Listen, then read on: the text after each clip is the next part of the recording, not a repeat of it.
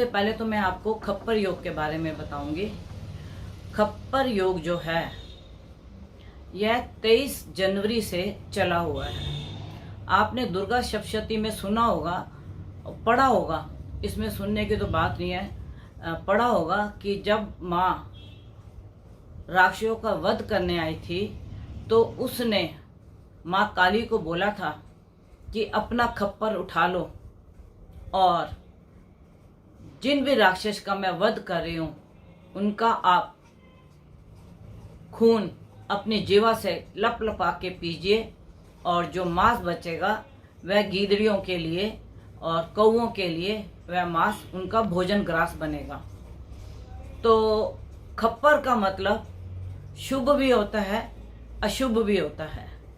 अब जो ये 23 जनवरी से चला है तो पहला खप्पर योग था 23 जनवरी से लेके 13 फरवरी तक। दूसरा खप्पर योग था 13 फरवरी से लेके 25 मार्च तक, फागुन तक। और फागुन के बाद अब यह 23 अप्रैल तक खप्पर योग चलेगा, तीसरा खप्पर योग। तो यह सब राशियों के लिए 12 राशियां 12 भाव के लिए यह अति शुभ नहीं है और अति अशुभ भी नहीं है। जिनको शनि मंगल की युति चल रही है या दशा चल रही है मंगल शनि और राहु की, उनके लिए खप्पर योग हानिकारक होगा। और जिनको शनि मंगल और राहु की युति नहीं चल रही उसके लिए यह काफ़ी नुकसानदायक नहीं होगा। और जो यह खप्पर योग 13 फरवरी से लेके फागुन तक चला है, मध्यम था, और जो फागुन से अप्रैल 23 तक चलेगा इसमें बहुत से उपद्रव होंगे, क्योंकि सबसे पहले इसी समय में बुध भी नीच का है और मंगल की युति राहु के साथ अंगारक योग की बनेगी। जब मंगल की युति राहु के साथ अंगारक योग की बनेगी तो आप इसमें देखिए बहुत से उपद्रव होंगे, लड़ाई झगड़े होंगे और मतलब बहुत सी ऐसी घटनाएं होंगी जो आपको पहले नहीं सुनी होंगी। और इसके अंदर खप्पर योग के अंदर किसी नेता, किसी अभिनेता, किसी प्रसिद्ध व्यक्ति की मृत्यु या हत्या भी हो सकती है। वह फिल्म जगत से भी हो सकता है, राजनेता से भी हो सकता है और किसी अच्छे उच्च पद का बिजनेसमैन भी हो सकता है जिसकी हत्या या मृत्यु हो सकती है।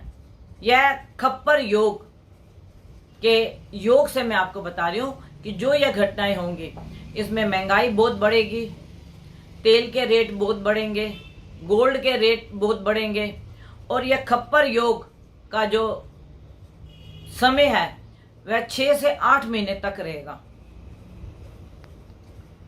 ये 6 से 8 महीने आप फागुन से लेके 25 मार्च से आप इसको ले लीजिए, अक्टूबर नवंबर तक इसका योग खप्पर का चलेगा। तो मैं अपने सभी दर्शकों को बताऊंगी कि देखिए, एक तो आप लड़ाई झगड़े में सम्मिलित मत होइए, दूसरा आप किसी भी की गारंटी या किसी के लिए कोई जमानत ना दीजिए जो आपके लिए हानिकारक बन जाए, क्योंकि खप्पर योग 12 राशियों 12 भाव के लिए बहुत शुभ नहीं है। जो यह खप्पर योग चलेगा 25 मार्च से लेके अप्रैल तक का, यह बहुत शुभ नहीं है। पति पत्नी में विवाद, पति पत्नी में झगड़े, बाप बेटे में झगड़े, बहुत से ऐसे आपको सुनने में आएगा।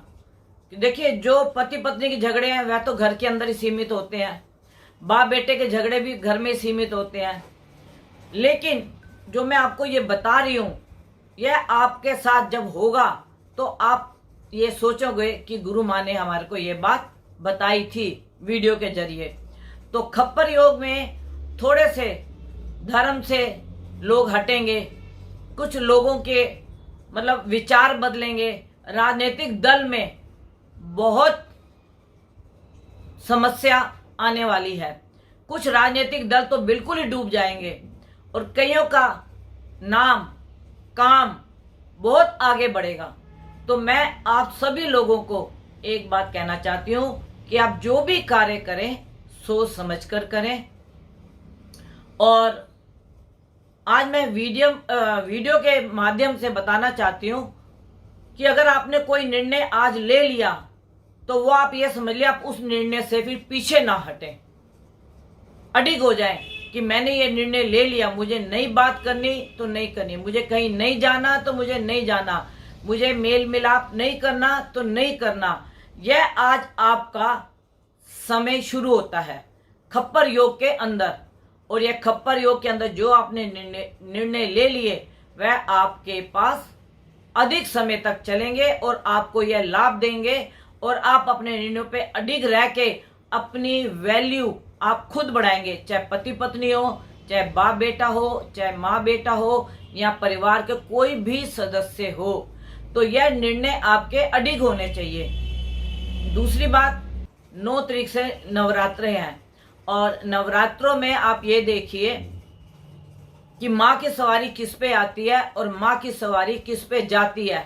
इसका हमारे पास 6 महीने का असर रहता है। माँ किस पे आई? माँ इस वक्त मंगलवार की जो नवरात्रा पहला शुरू हो रहा है अश्विनी नक्षत्र में, माँ घोड़े की सवारी करके आ रही है।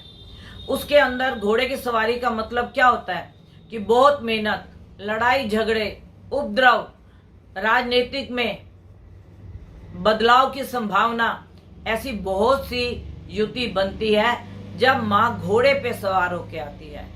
और बहुत व्यक्ति को मेहनत करनी पड़ती है।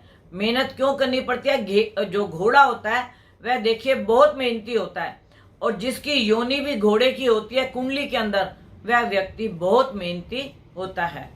तो माँ की सवारी जो है घोड़े पे आ रही है। और 9 तारीख को नवरात्रे हम माँ के इस तरीके से मनाए, उत्सव की तरह, जैसे हमारे घर में एक बहुत अच्छा बड़ा उत्सव हो रहा है कि माँ हमारे घर पे आ रही है। और माँ की सवारी जो जा रही है वह हाथी पे जा रही है। और हाथी का क्या हमारे पर प्रभाव पड़ेगा कि बारिश बहुत अधिक होगी, फसलें थोड़ी खराब होंगी बारिश की वजह से।